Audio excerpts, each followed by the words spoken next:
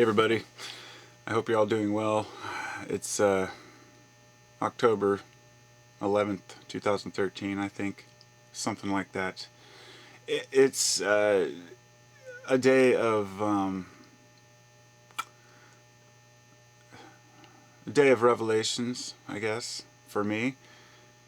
I don't have those too often anymore, but the last couple days have been very interesting for me for information I've processed, but I just wanted to quickly mention something about symbols, since symbols seems to be it's a very controversial issue. You know, we could have a person arguing about, for example, the cross. You know, it can resemble Christ for some, and for others it could be a pagan symbol. I hear people arguing often about what particular symbols mean, or telling a person that they don't understand a symbol, or a person saying that that it means something else. And, you know, Manly Hall was speaking about Albert Pike, and Albert Pike had some very interesting ideas about symbols, and he was pretty deep into symbology. And when he did Morals and Dogma, that book, he had done a lot of research. Albert Pike had released a lot of books where he insisted that they don't be printed. He said they'd only make 100 copies and they'd be distributed to particular people, because he didn't see it as worthy. Because he understood that his interpretation of these symbols wasn't necessarily the right one. Because after enough research, one finds that symbols are merely put here to express things that can't be put into words. So most of the ancient symbols, and most of the symbols that we now know as, we might relate with Egyptians or with alchemy, or some of these other, you know, fringe groups, whatever it may be, most of these symbols were used to express an idea. So anybody who tells you what a symbol means in language, they're missing the whole idea, the point of it.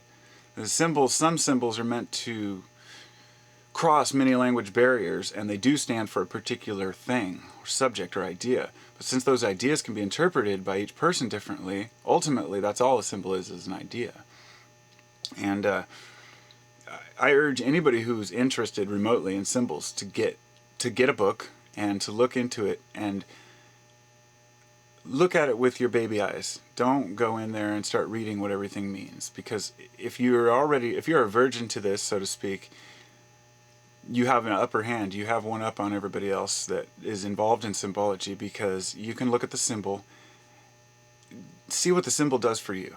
If you see a symbol, before you figure out what it means, you tell yourself what it means and see what it makes you feel, the understanding.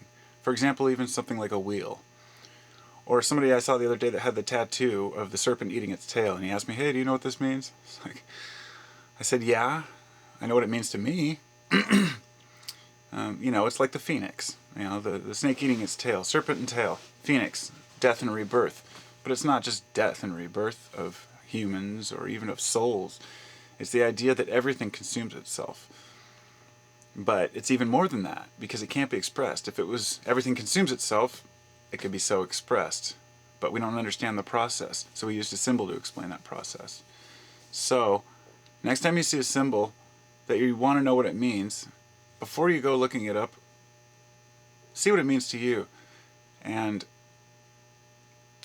look at the shapes, look at what's involved in it, and you can decipher a lot more from that than you can by reading what somebody else's interpretation of that was. When it comes to reading language, it's hard enough to decipher a language that's translated, such as the Bible, or, you know, many ancient texts that don't have certain words. Many cultures have words that there is no English word for. But symbols, they set all that aside, and they give you an idea, a feeling. So that's what I got on symbols for now. And I'm trying to keep my videos shorter so I don't lose myself. So, peace.